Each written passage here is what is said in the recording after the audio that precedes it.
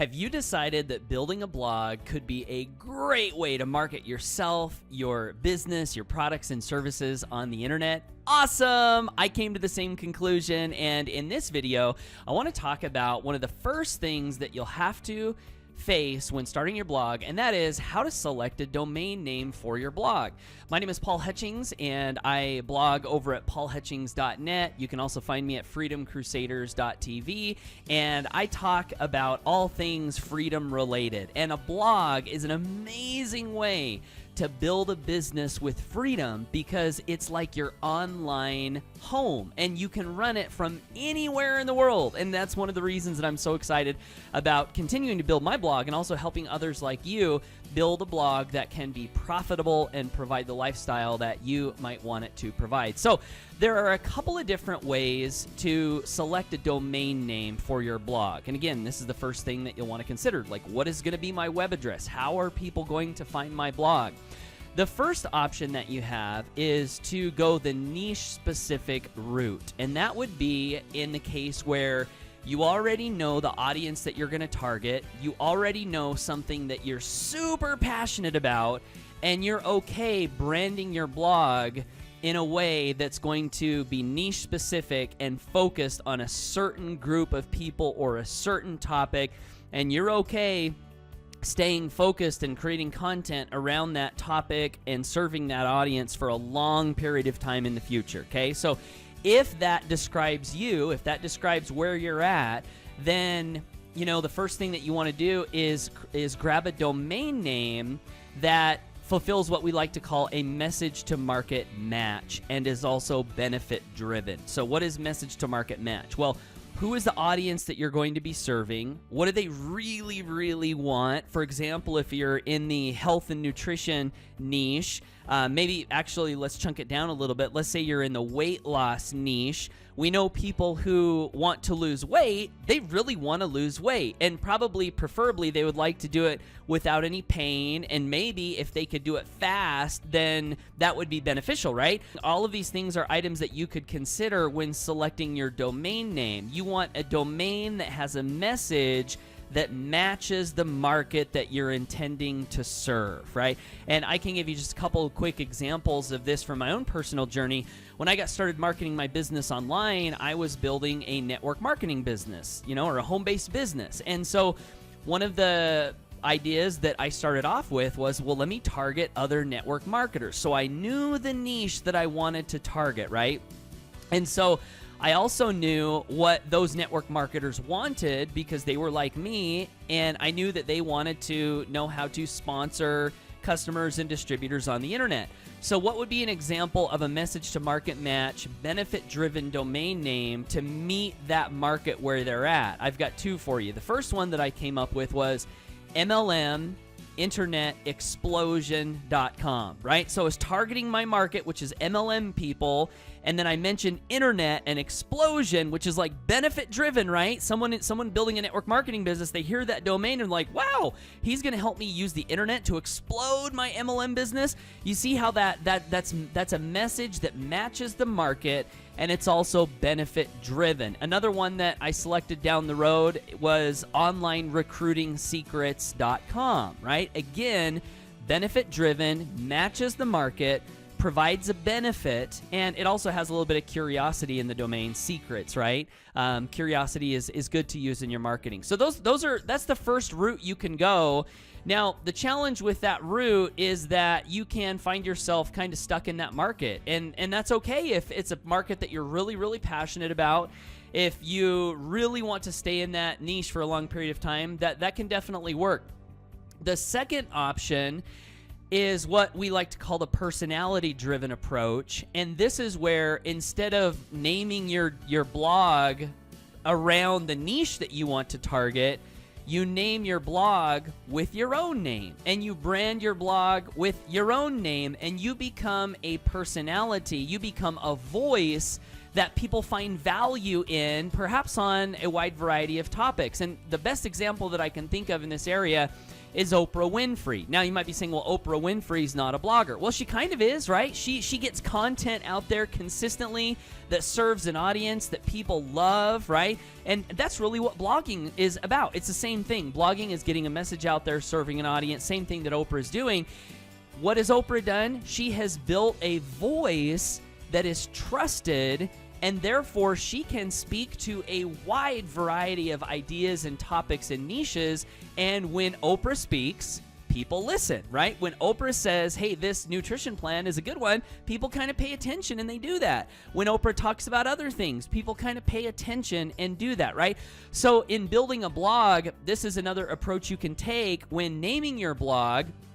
You can name your blog domain name with your domain name. And I also think that this is a great approach for another couple of reasons.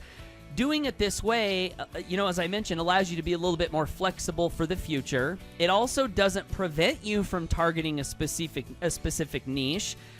If you're building a business from home, say a network marketing business or an online marketing business, one of the things that I've learned over my time in home business is that people do business with people they know, like, and trust. And oftentimes people join people, not necessarily companies and products. They join people first. So if you're building a blog around your own personality, this is a great way to attract people to you. And like I said earlier, it also does not restrict you from being niche specific in the beginning, because after you install your blog, there is a plugin that you can install called Pretty Link.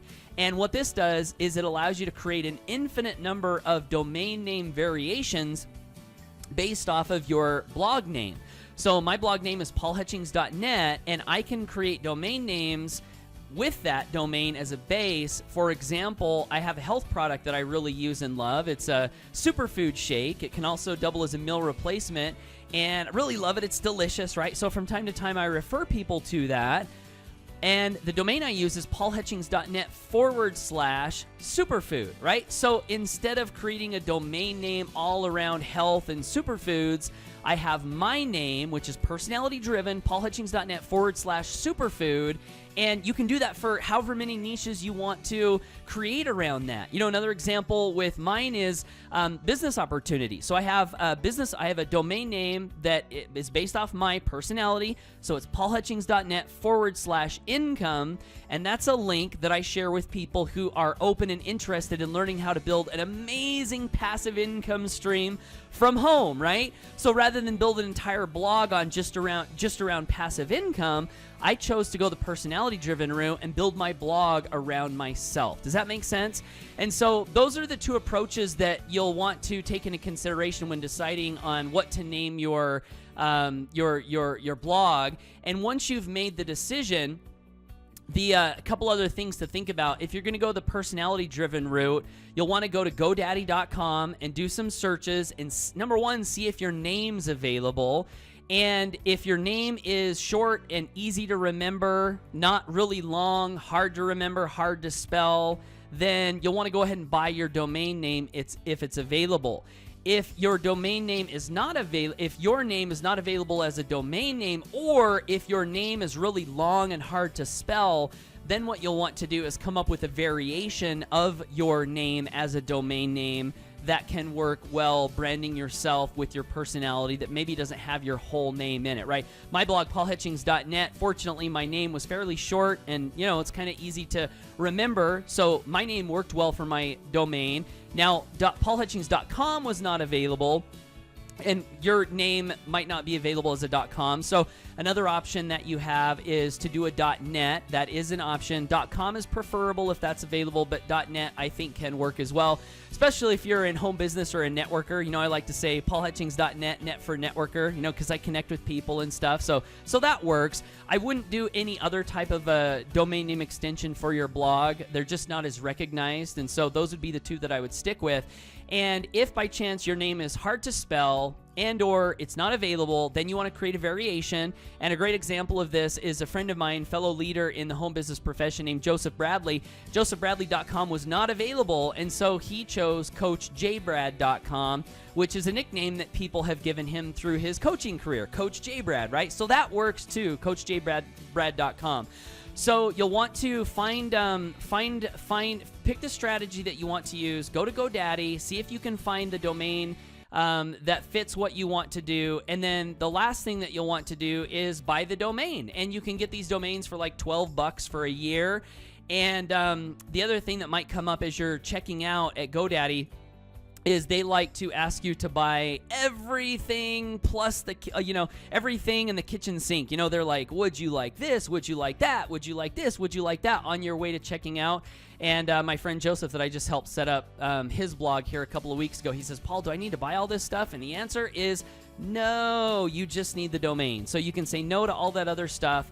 $12 a year, you've got your domain name, your home on the web to establish your blog.